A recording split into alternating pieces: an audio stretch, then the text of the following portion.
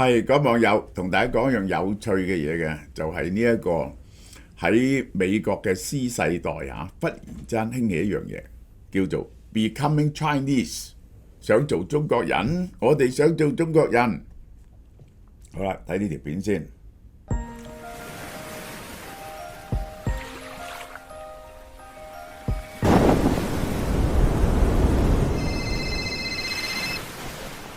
喂，阿媽，屋企火燭，我依家即刻返嚟。點解男人咁膚淺？唔通我只係腳粗啲，就注定要無伴終老，孤獨一生？好啦，又賣廣告。我介紹呢隻 Leg 腿線養成配方，解決腿部球腫。每日2粒，韓國月子中心使用，無刺激成分，去水腫、通氣血，我嘅自信都返晒嚟。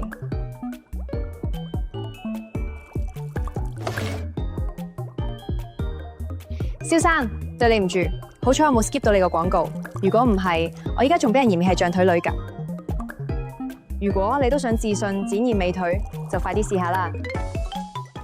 嗱，呢隻嘢好 effective 㗎嚇，98% 嘅人 before after 食14日就有效㗎啦，14日啫，你食一次嚇，呃你就呃你一次，呢個係220蚊，呢個係第一盒已經9折，第二盒7折，去水腫、通血氣、收腿。好啦，嗱呢個咧中國係講好多自己 positive 嘅嘢啊，但呢啲冇乜用，呢個唔係官宣。係全球嘅 KOL 喺短視頻入邊，呢個短影音入邊發起嘅內容革命，學做中國人。呢一個係頂流直播主嘅真實反應，打破咗西方對中國嘅固有濾鏡，係 portray 咗另一個中國出嚟。而嗰啲美國人呢，話想做中國人，佢哋嘅眼中嘅中國人係點嘅呢？由拒絕到驚嘆。當科技同城市景象超越預期，震驚感變為極高嘅點擊同流量，喺美國好流行。呢個中國形象點樣學做中國人？第一就係呢個人推動嘅 Sherry Su 佢係用啲自嘲嘅方法帶出，唔係中國官方，反而令到西方嘅 Generation C 咧，反而更加可信。第一。呢個係場表演咧，還是個真實嘅嚮往咧？流量生意同文化認同交織，呢個係第一次中國呢種咁嘅軟文化輸出個 positive 嘅形象。西方眼中嘅中國生活，第一好繁榮，重新發現西方好安全，夜晚去街都得嘅，充滿異國情調嘅現代化。喺屋企咧係要着拖鞋嘅，佢哋覺得好驚訝喎。佢哋着鞋入屋㗎，西方人。我哋一返屋企就換拖鞋。咁呢個日本人一入屋就除鞋啦嚇。佢哋一定入屋咧要，原來中國人咧入屋咧係着拖鞋嘅，呢個係嚇。係要慢生活，飲茶，又係會養生嘅，中國人注重。會拔罐嘅，整到背脊咧係一個個印嘅，呢個係拔罐喎。係呢個用懷杞沖水飲嘅，用西方年輕人學識咗懷杞沖水飲。街頭美食嘅生命力超越個 fine dining， 係又平又好，呢個就係。仲有震驚於中國嘅基建，呢個係中國嘅高鐵啊嗰啲咁嘅嘢嚇。比起西方瀕臨崩潰嘅公共系統，呢個係一種魅力。然後咧講中國咧好安全嘅，夜晚出街係唔使驚嘅，呢個唔會俾人打劫嘅，呢個係。咁於是咧好多人就話我哋要學做中國人，但呢啲傳變都係好表面嘅。喺繁榮背後嘅觀察斷層，外來者即係睇到一啲好表面佢哋想睇到嘅嘢，當然睇唔到中國嘅另一面啦。呢個就係呢個15秒鐘剪出嚟嘅中國碎片化嘅故事，經過短影音嘅濾鏡，中國變咗一連串嘅視覺符號，睇到繁榮，睇唔到生活入邊嘅壓力。即係咧，我係睇好多嗰啲中國人生活嘅片啊，我覺得好慘啊！即係咧，你就算一個唔錯噶啦，其實一個男人嘅收入9000蚊，你真係養唔到頭家嘅喺大陸係啊。首先嗰個5寶1金抽咗你一橛錢去啦嚇，咁你食飯搭車都要錢嘅，你一係就供樓，一係就要租樓啦，係咪？咁你然後咧一有仔女就大鑊噶咯，一有仔女咧，一個仔女咧點都使你千幾蚊一個月噶喎，又最大鑊，我見到每次嘅悲劇喺大陸都係一失業嘅大鑊啦，然後唔係一病就大鑊，爸爸媽媽病咁，成日咧嗰啲醫保咧交得少少嘅啫，你要攞幾十萬去佢先救你條命。嗰種生活嘅壓力大到咧，啲人性冇晒嘅，為咗少少錢咧就反面嘅，呢個就係咁。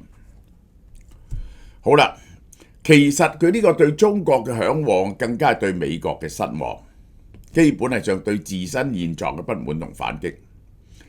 美國夢承諾嘅破滅，基礎設施老化，治安惡化，對美國嘅治安、新移民、非法移民非常之不滿。呢個係中國成為一個想像嘅地方，烏托邦嘅位移，中國被塑造成一個高效率、安全、工業發達嘅未來樣本。其實西方咧一路對中國嘅印象咧，一路都係去根據一個簡單嘅形象咧嚟到透視嘅。呢個就係首先宋朝嘅中國，宋朝之後就變咗元朝啦。呢個西方對中國嘅第一個印象啊，有飲茶文化咧。宋朝就係馬可孛羅嘅中國。根據馬可孛羅寫咧，中國人咧都着絲綢嘅，一啲大城市咧幾十萬人嘅，繁榮到不得了。呢個馬可孛羅眼中嘅中國就係東方，係神秘嘅，係富庶嘅，係輝煌嘅，文明遠遠超過呢一個西方嘅。好啦，然後咧嗱，馬可孛羅見過呢個忽必烈啦，呢個就係其實呢個馬可孛羅遊記啊，係一路都係影響西方嘅文化咧，影響得好犀利。嗰陣時神秘繁榮嘅大國。好啦，到利瑪竇眼中嘅中國啦。呢個去到咗嘉慶後邊，呢個係嘉靖後邊，利瑪竇嚟，佢哋睇到嘅中國係點呢？佢哋同士大夫交往，佢哋睇到呢，令佢哋眼角一新喎，原來中國呢唔係用宗教嚟到統治嘅，中國人呢係對宗教呢係自由嘅，任你去信嘅。嗰個係一個世俗社會嚟嘅喎，嗱，呢樣嘢你以為好普遍啊？唔係嘅。我係細個咧就讀湯恩比嘅歷史的研究 ，A Study of History。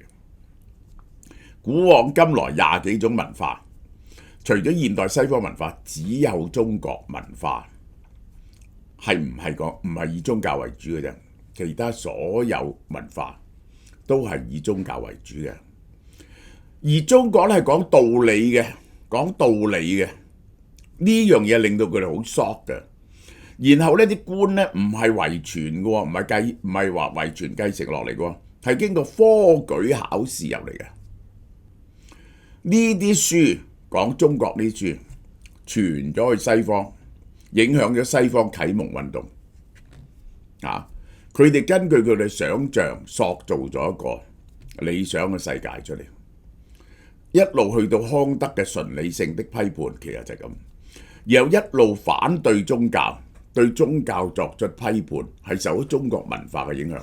於是中國係一個好高文化嘅地方，呢個係有啲好漂亮嘅產品，係有茶啦，有詩啦，有瓷器啦，即係咁樣。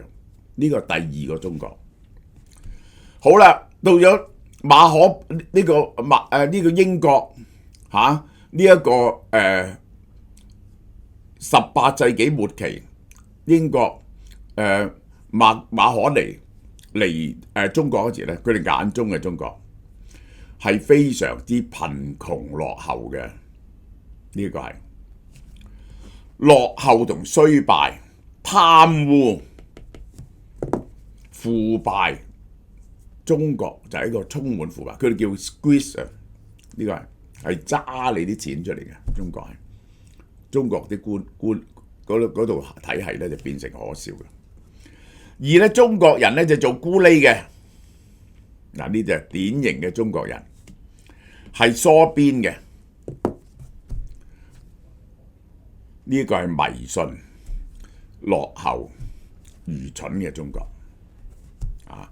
你睇下，哇，係野蠻嘅啊，仲會斬頭，仲會凌遲嘅，係好窮嘅。嗰陣時嘅中國人覺得好窮，被固有化嘅標籤喺政治陰影下咧，啲人性啊就俾意識形態遮蓋咗。我舉個例俾你聽，呢個偏見係幾犀利啊！第二次世界大戰之前咧，美國人咧相信咧呢一個係日本人唔使驚嘅喎，因為日本人咧冚唪唥咧倒雞眼嘅，佢哋唔會射唔準嘅，佢哋揸飛機係，咁你知道幾大鑊啦係咪？好啦，到咗最新一代咧嘅中國印象係點咧？世界工廠嘅中國令佢哋好恐懼嘅啊！低成本大量製造，中國呢個補貼呢個就係呢個令佢哋好恐懼嘅。中國就係一個咁樣嘅地方，呢個就係一個咁嘅地方。然後周圍都係農民工嘅，呢個早一輪嘅印象，呢個就係好啦。然後咧去到數位時代呢短視頻咧，佢哋睇到另一個中國，一個安定，呢一個社會秩序好好，好多高樓大廈呢一個係好有趣嘅文化嘅一個中國，呢個就係佢哋想像中嘅中國。其實咧呢啲嘢完全都係錯嘅。中國文化只係得一種特色。你講中國文化去到核心第一樣嘢，呢個係非常得意嘅。我喺全世界嘅文化度我未見過嘅，只有中國文化係唔講神嘅，子不語怪力亂神啊！唔知你問孔子，孔子點啊？不知生焉知死，佢淨係講生而家呢個世界嘅嘢嘅啫。佢係一個基於農業社會、儒家農業秩序嘅文明，呢個就包括晒幾樣嘢。第一係儒家思想，儒家思想根據周公制禮嚟講，到孔子將禮變成咗係道德，所以孔子專係講倫理嘅。中國文化就環繞一樣嘢嘅啫，就係倫理。每個人都要喺佢適當嘅位置度，呢個叫三綱五常，君君臣臣，父父子子。個社會好似一個 puzzle 咁，我哋每個人喺佢嘅位置嗰度做佢哋適當嘅嘢，咁樣呢就可以維持到個秩序啦。成個儒家文化就係講社會嘅秩序點解可以維持。嗱，呢個好有理由嘅，因為喺農業社會呢，嗰個人口呢無限量擴充嘅，好大個農業社會個人口好大。如果一冇秩序呢，互相殘殺呢，強凌弱、眾暴寡呢，你知唔知可以死幾多人啊？可以唔見咗一次大亂，然後瘟疫呢，可以唔見咗4-5成人口喎。所以維持秩序就係儒家文化嘅基礎，因為咧冇秩序就大亂。咁點樣有秩序呢？每個人喺佢自己適當嘅嘅崗位上邊，個崗位係點嚟嘅呢？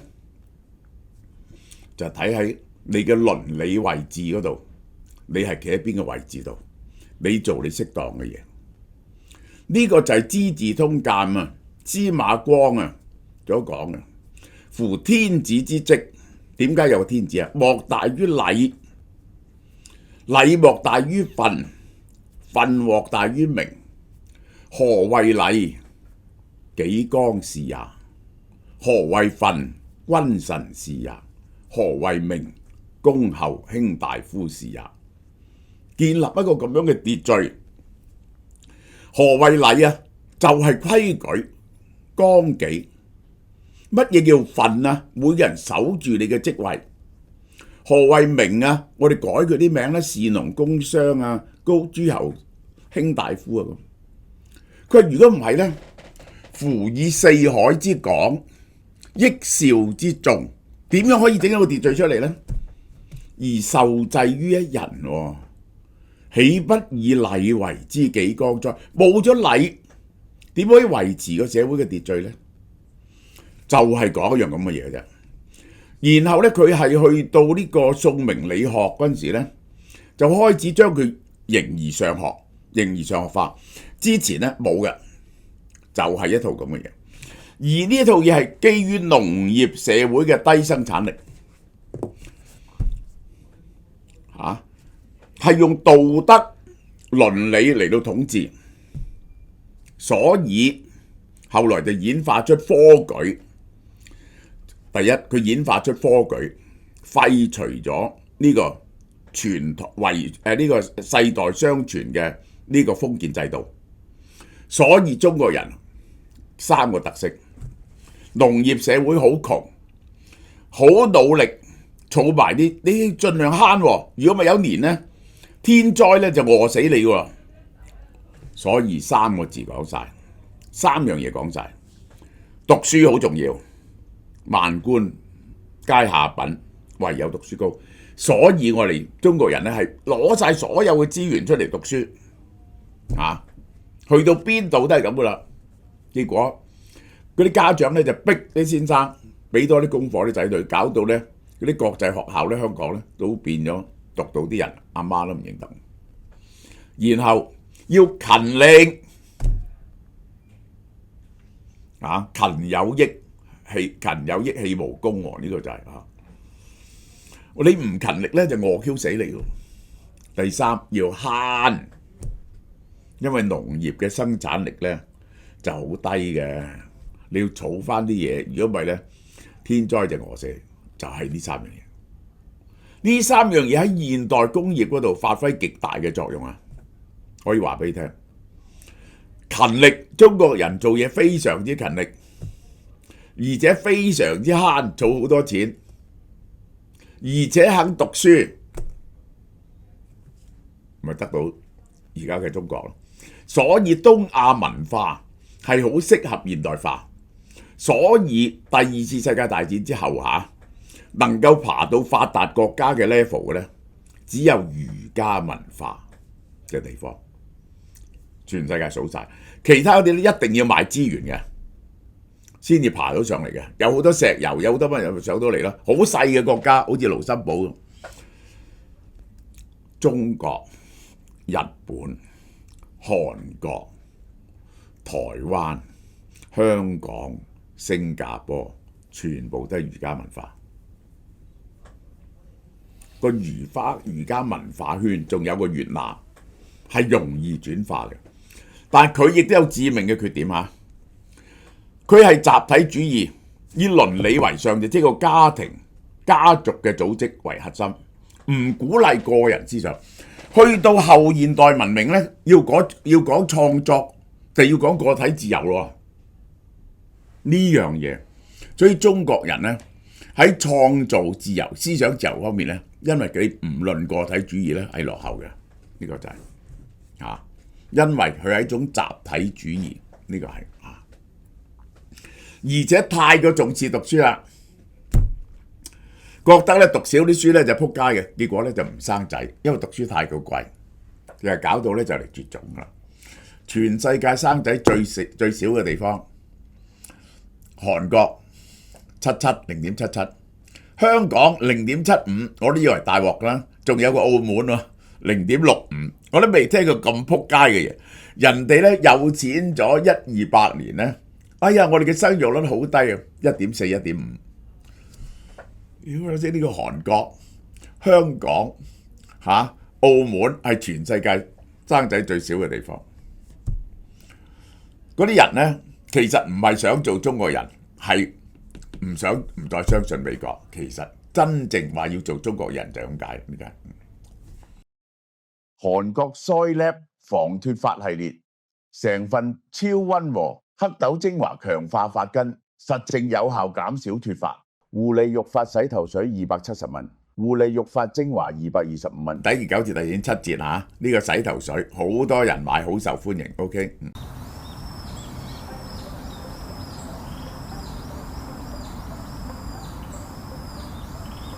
阿叔，你個 call 勁到咁，係咪日日都操成幾個鐘啊？其實我每日都係操好少，重點係你要識得叫啲細胞幫你做嘢，食 From Bio、亞精胺等細胞自己識得去打掃抗衰老，核心自然就強。依家只要去俏貓貓超市、實體店或網店就有得買啦。